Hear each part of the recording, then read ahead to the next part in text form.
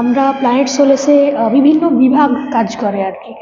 আমরা এখানে psychological assessment করি।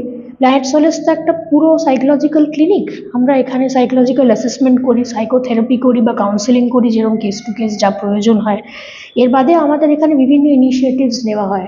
বাচ্চাদের জন্য আছে, বড়দের জন্য আছে, বয়স্ক মানুষদের জন্য আছে, বাবা মাদের জন্য আছে, অনেক রকম অনেক এজ গ্রুপ এবং পপুলেশনকে টার্গেট করে করা। আমাদের এখানে অন্যান্য অনেক অ্যাক্টিভিটিসও আছে, এবং সেগুলো রিক্রিয়েশনাল অ্যাক্টিভিটিস করেও আনন্দ হয়। কিন্তু প্ল্যানেট সোলেস কী করে অন্যদের থেকে আলাদা একটু বলি। আমরা এখানে শুধু যে রোগের চিকিৎসা করি তা না। আজকে যদি এমনও কেউ আসে যে বলে যে আমি ভালো আরও কী করে থাকবো, আমরা কিন্তু সেই দিকটাও দেখি।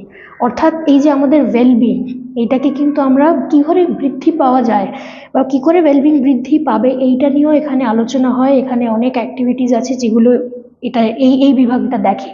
এবং আমার মনে হয় শুধু রোগ হলে কেন, আমার ভালো থাকাই উচিত।